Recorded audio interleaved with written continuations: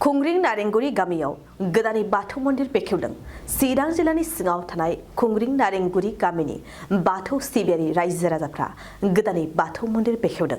दिनै फुंबिलि समाव गारजा फुजाजों लोब्बा लाखिनानै बे गोथार बाथौ मन्दिरखौ बेखेवनाय जादों। फुंबिलिनि समाव बाथौ धोरोमनि मोनबा गाब थानाय गोथार फिरफिलाखौ गामिनि गावबुरा सुबल मोसाहारिया बिरखांनायनि उनाव खुंग्रिं आन्चलिक बाथौ गौथुमनि बारग' आफादगिरि कान्थलाल नार्जारिया गावनि आखाइजों गोदानै लुफुंनाय बाथौ मन्दिरखौ बेखेवना होयो।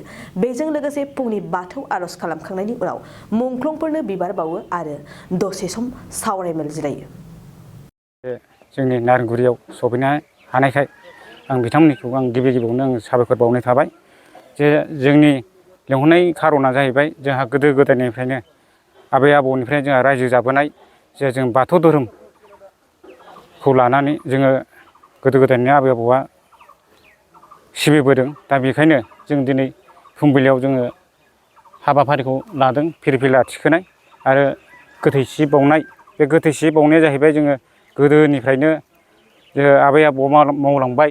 दा बेहाय आं गोसोखांनो रायजो राजाया नारेंगुरिना गोसोखांनानै जोङो बे हाबाफारिखौ लानाय जादों।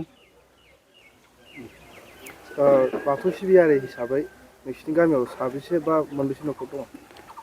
जोंनाव 42 दं। आरो दिनैहाय मन्दिर बेखेवनाय हाबाफारिफोर लागोन नामा?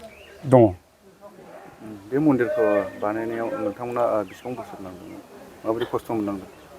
बे जों मन्दिरखौ बानायनायाथ' बहुद जों खस्थ' नांबाय। रायजो राजानो जोङो थाइसे थाइनै जोङो मोदायनि फुजा होनायाव जोङो मोनसे फैसा एसे एनै फान्ड दङ। दा बेहाय जोङो एफा एनै देरा होनानै फिसा फिसौ बुथुमबाय थायो आरोखि। बेहायनो जों लासै लासै बे मन्दिरखौ लुफुंनो हादों आरोखि। आलासिफोर लेंहरदों नामा? आलासि लेंहरदों। बे जोङो लेंहरनो हादों बे सान्थिफुर बिटिसिनि बारग' लफेन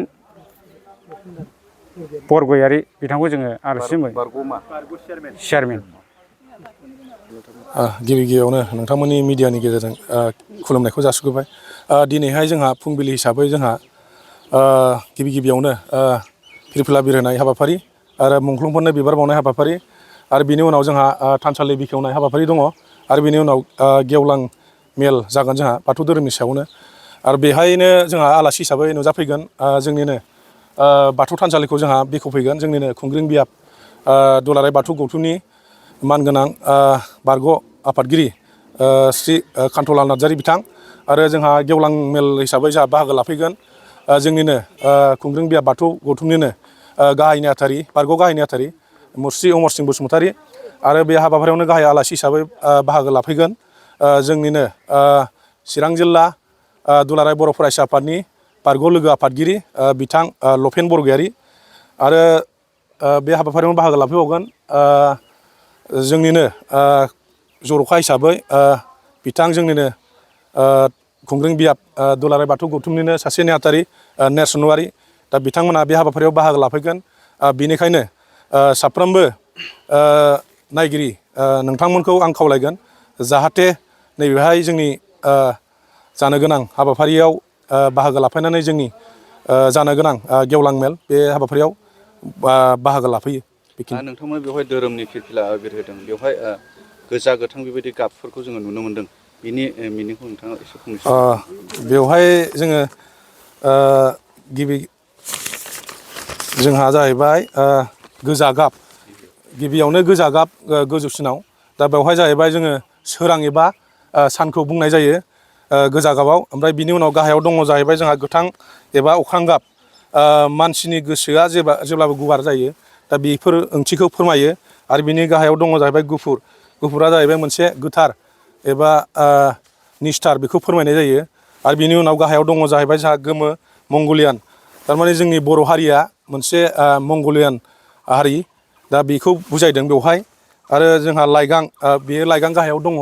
बेवहाय जाहैबाय जोंनि मिथिंगा सोरगिदिं मिथिंगानि गाबा लाइगां। बिनि थाखायनो बेहाय फोरमायनाय जादों आरोखि। नोंथाङा सानाय सुनाय बेरामनि जेंनायाव गोग्लैदों नामा? जुदि नोंथाङा सानाय सुनाय दंब्ला जिंगासिनांगौ गैया।